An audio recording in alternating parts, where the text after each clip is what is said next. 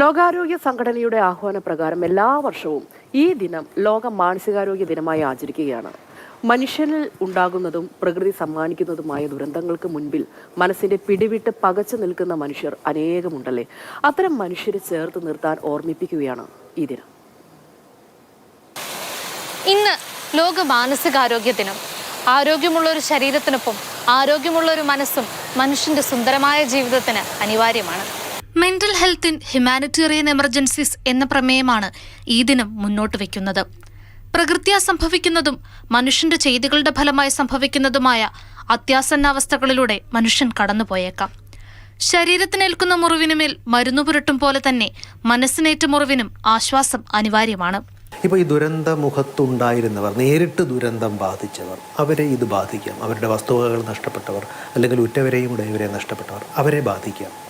രണ്ട്, ദുരന്തമുഖത്തുണ്ടായിരുന്ന ഇത്രയും വലിയ നഷ്ടം വരാത്തവർക്ക് ഇത് ബാധിക്കാം. മൂന്നാമത്, യഥാർത്ഥത്തിൽ അവിടെ വന്ന് ജീവൻ രക്ഷാ പ്രവർത്തനങ്ങൾ നടത്തുന്ന ആൾക്കാർക്ക് ഇത്തരത്തിലുള്ള മാനസിക പ്രശ്നങ്ങൾ ഉണ്ടാകാറുണ്ട്. കഴിഞ്ഞ 10 വർഷങ്ങൾക്കുള്ളിൽ അനേകം പ്രകൃതി ദുരന്തങ്ങളിലൂടെ കേരളം കടന്നുപോയി. ഉറ്റവരും ഉടയവരും നഷ്ടപ്പെട്ട് ചുറ്റുമുള്ളതെല്ലാം ഓർമ്മയായി മാറിയ രാത്രിയുടെ ഭീതിയും പേറി ഇന്നും നമുക്ക് ചുറ്റും നടക്കുന്നവരുണ്ട്. മുതിർന്നവരേക്കാൾ ഇത്തരം ദുരന്തങ്ങൾ കുട്ടികളിൽ ഏൽപ്പിക്കുന്ന മാനസികാഘാതം വളരെ വലുതാണ്. ചേർത്തു നിർത്തലും അവർക്ക് വേണ്ട നിർദ്ദേശങ്ങളും സഹായങ്ങളും ചെയ്തു നൽകേണ്ടതും അത്യാവശ്യമാണ്.